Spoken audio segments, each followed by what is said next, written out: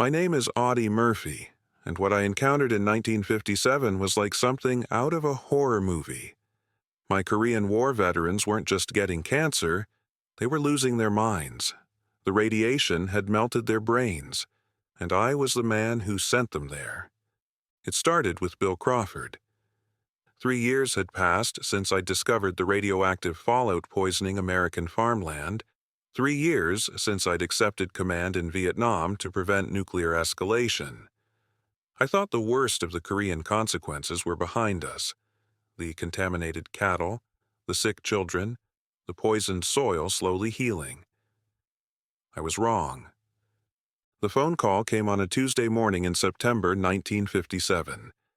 I was in my Saigon command post reviewing casualty reports from the latest Viet Cong ambush when my aide handed me a telegram marked Urgent Personal. Colonel Murphy, this is Sarah Crawford. Bill is... Something's wrong with him. Really wrong. He doesn't recognize me anymore. Yesterday, he tried to strangle our daughter Mary because he thought she was a Chinese spy. The doctors don't know what's happening. Please come home. I read the telegram 3 times, my hands shaking. Bill Crawford, the rancher whose cattle had first alerted us to the radioactive contamination, whose pregnant wife had given birth to healthy Mary despite the radiation exposure. The man whose baby picture I'd carried through 3 years of Vietnam command as a reminder of what we were fighting for. I caught the next transport to Travis Air Force Base and drove straight to the Veterans Hospital in San Antonio. What I found there broke something inside me that has never healed. Bill Crawford sat in a wheelchair, staring at the wall with empty eyes. At 42, he looked 70. His hair had fallen out in patches. His skin was gray and mottled. But the worst part was his expression. Vacant, confused, like looking at a stranger wearing Bill's face. "Bill," I said quietly, kneeling beside his chair. He turned toward me slowly, as if moving through thick water. For a moment, recognition flickered in his eyes. "Audie," his voice was a whisper. "Did we win? Did we stop the Chinese?" "Bill, the war ended 7 years ago. You're home. You're safe." He blinked at me, processing this information like a computer with damaged circuits. Then his face contorted with rage. "Liar!" he screamed, lunging at me with surprising strength. "You're one of them. Chinese spy. Communist infiltrator." It took 3 orderlies to restrain him as he thrashed and screamed, calling me names in languages that didn't exist, accusing me of crimes I'd never committed. This was the man who'd saved my life twice in Korea, who'd named his daughter after my recommendation. Dr. Patricia Hensley, the hospital's chief neurologist, led me to her office with grim efficiency. She was young for her position, maybe 35, with prematurely gray hair and eyes that had seen too much suffering. "How many?" I asked without preamble. "In this hospital?" 43 confirmed cases. But we're getting reports from VA hospitals across the country. Houston, Denver, Chicago, Seattle. Always the same pattern. She pulled out a thick file and spread medical charts across her desk. Brain scans, psychological evaluations, family testimonies. The evidence painted a horrifying picture. "They call it radiation-induced encephalopathy," Dr. Hensley explained. "The radioactive particles don't just damage cells, they cross the blood-brain barrier and accumulate in neural tissue. The damage is progressive, irreversible." What are the symptoms? Memory loss comes first. They forget recent events, then people, then themselves. Personality changes follow. Gentle men become violent, rational men become paranoid. Eventually, ... She paused, choosing her words carefully. Eventually, there's nothing left of who they used to be. I studied the brain scans, seeing the dark spots where radiation had literally eaten holes in gray matter. How long do they have? From onset of symptoms, 6 months to 2 years, Bill Crawford is actually lasting longer than most. The room felt like it was spinning. Doctor, I need to know, how many of these men served in the cleanup operations after the nuclear strikes in Korea? Her expression grew even more somber. All of them, Colonel. Every single case we've documented was part of the post-strike reconnaissance and cleanup teams. The teams I had personally assigned.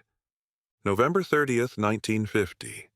2 days after we dropped 6 nuclear devices on Chinese positions around Shenyang.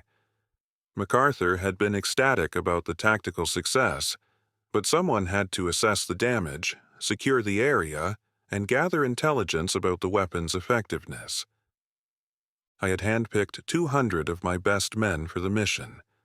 Volunteers only, I'd said. Patriots who understood the importance of the work.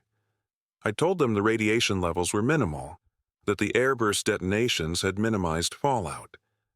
I'd believed what the scientists told me. We need gear to go into those blast zones, Sergeant Bill Crawford had said, always practical. Light protective equipment should be sufficient, I'd replied, passing along assurances from the weapons specialists. In and out in 48 hours, maximum. 48 hours that had doomed them all. I spent the next 3 days visiting every man in that hospital ward. Each visit was worse than the last. Tommy Chen, a Chinese-American soldier from San Francisco, was convinced that his reflection in mirrors was a spy sent to steal his memories. He'd covered every reflective surface in his room with blankets and sat in the dark, whispering coded messages to invisible allies. James Morrison, no relation to Dr. Morrison from the University of Texas, had regressed to the mental state of a 6-year-old. He played with toy soldiers, recreating the Korean battles with the innocent enthusiasm of a child playing war games, completely unaware that the figures represented real men who had died under his command. Robert Hayes sat by his window for hours, meticulously writing letters to his dead mother, describing in detail how the Chinese were poisoning the hospital food and replacing the nurses with communist agents. His handwriting grew more erratic with each letter, eventually dissolving into incomprehensible symbols. The worst was Frank Kowalski. When I entered his room, he was sitting on his bed carefully arranging what looked like invisible objects in precise military formation. "Colonel Murphy!" he snapped to attention, saluting crisply. "Reporting for cleanup duty, sir." For a moment, hope flickered in my chest. Here was a man who still recognized me, still maintained military bearing. "At ease, Sergeant," I said gently. "Sir, the Chinese positions have been neutralized. Ready to advance on your orders. The radiation readings are minimal, perfectly safe for extended operations." He was replaying our conversation from 7 years ago, word for word. In his damaged mind, he was still in Korea, still receiving the orders that had condemned him. "Frank, the mission is over. You completed it successfully. You can stand down." His face twisted in confusion. "Sir? But the intelligence gathering, the weapons effectiveness data, General MacArthur is waiting for our report." "The report was filed years ago, son. The war is over. We won." The confusion in his eyes deepened, then transformed into something worse, a moment of terrifying clarity where he almost remembered the truth before the damaged circuits in his brain sparked and reset. "Colonel Murphy!" he snapped to attention again. "Reporting for cleanup duty, sir." I left the hospital that day a broken man. Sarah Crawford was waiting for me in the parking lot, holding 3-year-old Mary's hand. The little girl I'd carried in photographs through 3 years of Vietnamese jungle looked healthy and normal, but her eyes held an adult sadness that no child should carry. "He used to read me stories," Mary said quietly, looking up at me with Bill's eyes. Now he tries to search my room for hidden weapons. Mommy says he's sick, but he doesn't look sick. He just looks different. Sarah Crawford's face was hollow with exhaustion and grief. The insurance company is calling it a pre-existing condition. They say his military service isn't connected to his illness. The VA claims they've never heard of radiation encephalopathy. We're losing the farm, Audie. Medical bills are bankrupting us. I knelt down to Mary's level. I'm going to fix this, sweetheart. I promise. But even as I said it, I knew it was a lie. You can't fix melted brain tissue. You can't unradiate neural pathways. You can't bring back the men I'd sent into those contaminated blast zones. The flight back to Vietnam gave me 8 hours to stare out the window and face the truth about my legacy. In Korea, I'd chosen to use nuclear weapons to save 50,000 American soldiers, telling myself it was the lesser evil. The radioactive fallout from those weapons had poisoned American farmland, forcing me to accept command in Vietnam to prevent nuclear escalation. Now I was learning that my Korean decision hadn't just contaminated soil and cattle, it had condemned 200 of my best men to slow, horrible deaths as their minds dissolved like film exposed to radiation. Back in Saigon, I threw myself into work with desperate intensity. If I could win the Vietnam War quickly, cleanly, maybe I could balance the scales somehow. Maybe I could justify the sacrifices. But every tactical success felt hollow when measured against the images of men who no longer recognized their own children. The reports kept coming throughout 1957 and 1958. More hospitals, more cases. The pattern was always the same: Korean War veterans from the cleanup teams developing progressive neurological symptoms that stripped away everything that made them human. Some families tried to care for their affected men at home. The results were often tragic. Michael O'Brien, a father of 4 from Boston, had a violent episode during his daughter's 10th birthday party. He became convinced the children were enemy infiltrators and barricaded himself in the basement with a shotgun. It took a SWAT team 12 hours to talk him down. Danny Rodriguez locked himself in his garage and tried to build a radio transmitter to contact General MacArthur, believing he was still trapped behind enemy lines. His wife found him 3 days later dehydrated and raving, surrounded by cannibalized electronics and walls covered in mathematical equations that made no sense. The Veterans Administration began quietly moving these men to a specialized facility in Nevada, far from populated areas. They called it a research hospital, but I knew what it really was: a place to hide the evidence of what we'd done. The men were housed in identical rooms, cared for by rotating staff who were instructed not to form attachments to patients whose condition would only deteriorate. I flew to Nevada in the spring of 1958, using my security clearance to access the facility. What I found was worse than any prisoner of war camp I'd ever seen. 200 men in various stages of mental collapse, walking the halls like ghosts of their former selves. Some sat in corners, having conversations with invisible companions. Others stood at windows, saluting at formations that existed only in their damaged memories.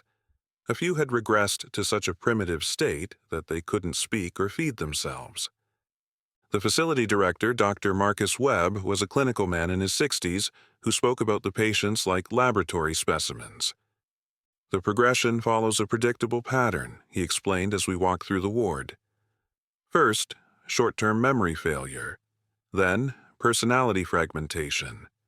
Eventually, complete cognitive collapse. We're documenting everything for future research. Research into what? I asked. The effects of radiation on neural tissue. This is invaluable data for understanding how nuclear warfare might affect civilian populations. I wanted to strangle him. These weren't research subjects. They were American soldiers who'd volunteered for a mission I'd assured them was safe. What about treatment? Dr. Webb shrugged. There is no treatment. The brain damage is irreversible. We provide palliative care and wait for the inevitable conclusion. That night, I sat in my hotel room and wrote letters to the families of all 200 men who'd served in the cleanup teams. Not official letters, personal ones, accepting responsibility for what had happened to their loved ones. I explained how I'd made the decision to send them into contaminated areas based on faulty intelligence. I apologized for believing the assurances about radiation safety. I promised to ensure their families received support. I never sent those letters. My aide convinced me that admitting responsibility would expose the entire nuclear program to legal challenges and might compromise ongoing operations in Vietnam. Instead, I quietly established a trust fund using my own money to help the families, channeling it through a private foundation to avoid official scrutiny. But money couldn't restore destroyed minds or heal broken families. Money couldn't give Mary Crawford her father back, or erase the image of Frank Kowalski endlessly repeating our final conversation from 1950. The last veteran from the cleanup teams died in 1961, just as I was retiring from active duty. His name was William Chen, no relation to Tommy Chen, just another American soldier whose brain had been slowly consumed by radioactive particles I'd sent him to collect. By then, I was known as the architect of America's involvement in Vietnam, the man who'd prevented nuclear escalation in Southeast Asia. Military historians praised my strategic thinking and moral courage, but every commendation felt like a mockery when I remembered the vacant stares of men whose minds I'd sacrificed for classified intelligence. The official records list those 200 men as dying from various causes: cancer, heart failure, accidents, suicides. There's no mention of radiation encephalopathy, no acknowledgement that their brains were literally melted by particles from weapons I'd authorized.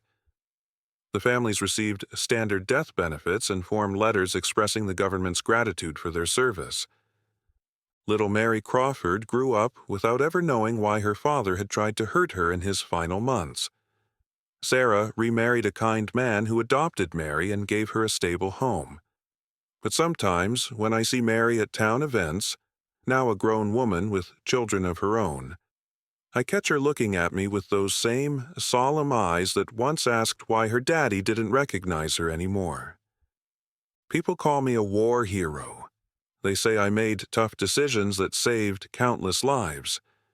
Maybe that's true.